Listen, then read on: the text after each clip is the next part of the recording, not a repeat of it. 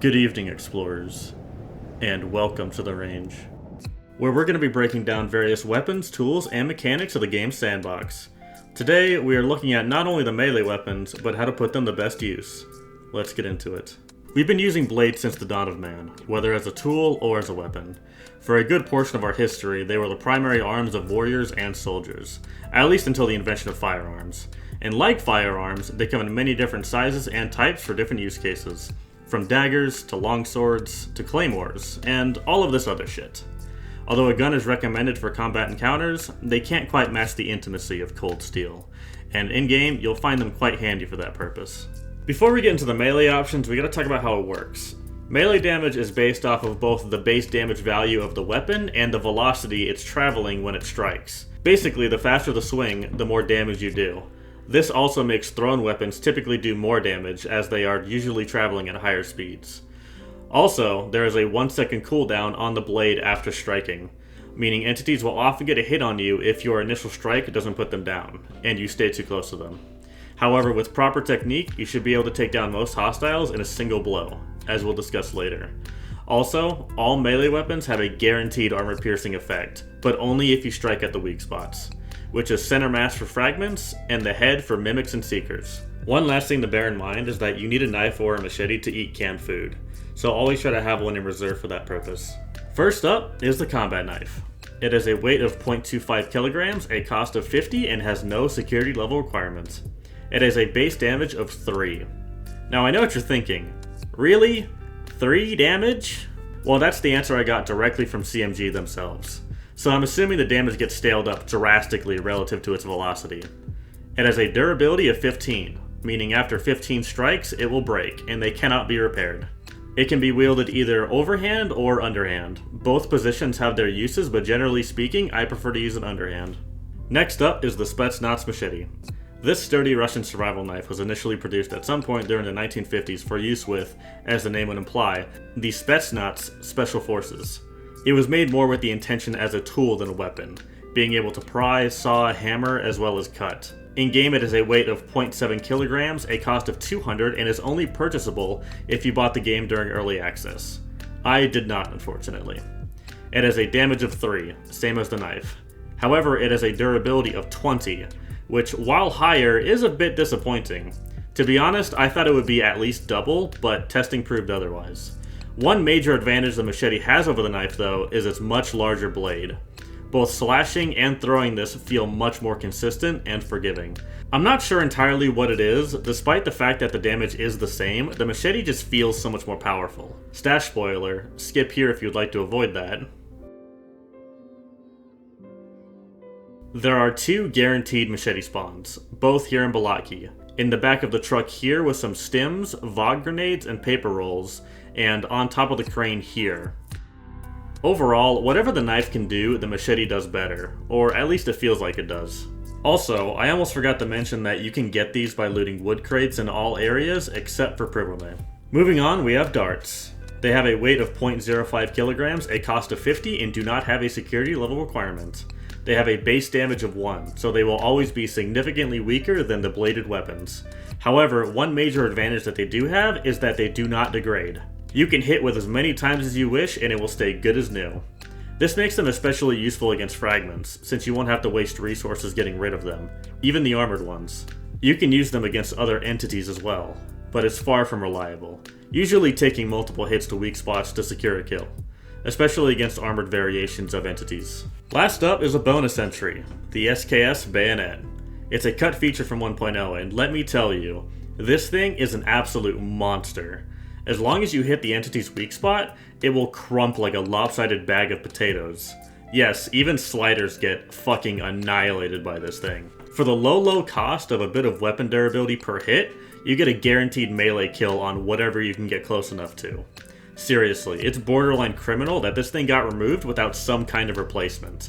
Bayonet charging mimics and batting spawns out of the air like I'm playing MLB is just too much fun. I wish we had like a bayonet lug upgrade that you could use to stick your knives on the end of your gun at least. If you ever decide to do a 1.0 run, which you should if you play PC VR, then definitely pick up the SKS. It's great. Stash spoiler, skip here if you would like to avoid that. Up here, stashed in a boat, is a free SKS. Be careful though, as there are a few sliders wandering around in that area. Now that we've covered all the different melee options, let's go over how you can make the best out of your blades. Fragments are up first and should be the thing you melee most often. My preferred method is to throw the knife into their center mass.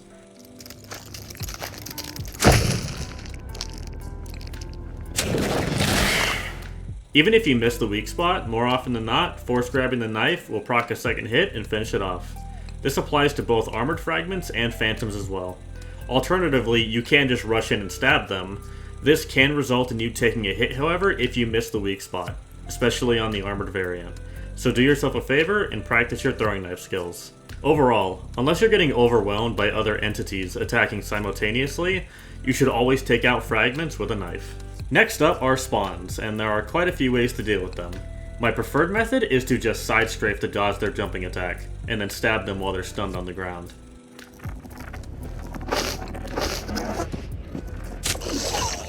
This is the most reliable way.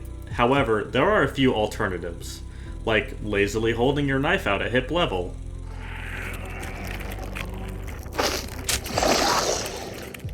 When both you and the spawn are on even ground, 90% of the time, they will jump right into it. This becomes a little harder if the spawn doesn't attack from a different angle, however. If you're feeling extra spicy, you can swat them out of the air. Obviously, this is more flash over function, but that's just how I like it.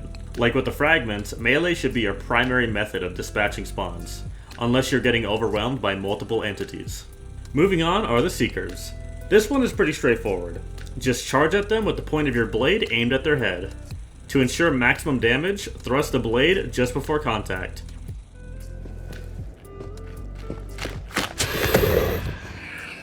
This will almost always kill the Seeker before they can react. If you're fighting the armored variant, just make sure you give that thrust everything you got, as they have an increased amount of health. If you're confident with your knife throws, it can help to do that instead. This keeps you both out of its range and gives the knife more killing power. However, since Seeker heads are a much smaller, faster moving target than, say, fragments, I would really only recommend doing so if you're experienced with throwing knives. Overall, this is again another entity that can be easily dispatched with melee, and I would recommend doing so in most situations. Now, let's move on to something a little bit more complicated. When it comes to mimics, there are two ways to go about it. The safest way is to catch them either with their back turned or coming around the corner, giving them no time to react. Fuck you! In either case, this comes with the assumption that the mimic is not yet aware of you, which, if you've ever been out in the zone, you know that most of the time, they see you before you see them. So it's quite challenging to go for such close-range stealth kills. The other, much more dangerous way, is to attack them while they are aware of you. And since you probably don't want to get shot, you're going to have to close the gap in moments of opportunity. Mainly when they reload. Do it, pussy, no balls!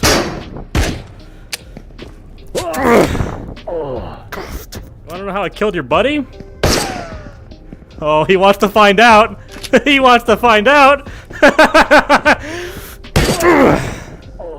This actually makes the Mimic Hunters the easiest target, since they can only fire twice and do so only at very close range. You can easily achieve this with Police Mimics too, since they can only shoot 8 times before needing to reload. When it comes to the rest of them, however, I would highly discourage trying to knife them. As the reloads are more unpredictable, they do high burst damage and often roll in groups. There is one vulnerability that all Mimics share though. That being, getting too close to one just kinda pacifies them.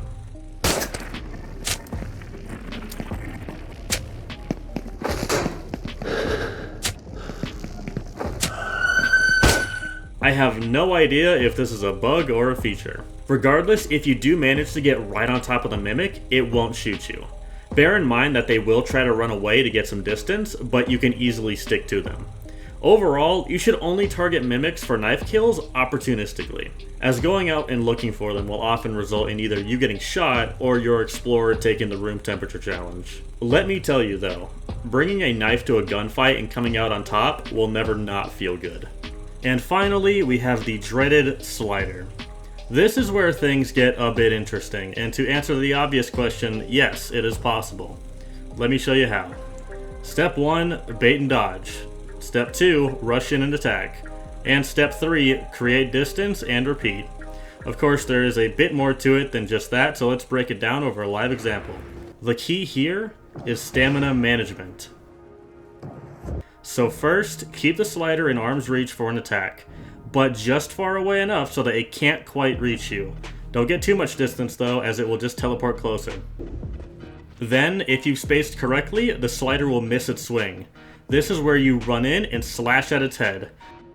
Try to do so at the very edge of your arm's reach from the side so that you can keep it as far away from you as possible. Then use your momentum to keep running forward and past it. Once you've put a few feet of distance away, turn back around and stop sprinting. It is very important that you stop sprinting. Just calmly walk backward until you get the opportunity to repeat the cycle and strike again. The only time you should be sprinting is either for a split second to dodge, or while performing your slash. If you accidentally keep your sprint held, which is very easy to do, you will run out of stamina and you will die. Now let's see how the rest of this plays out in real time.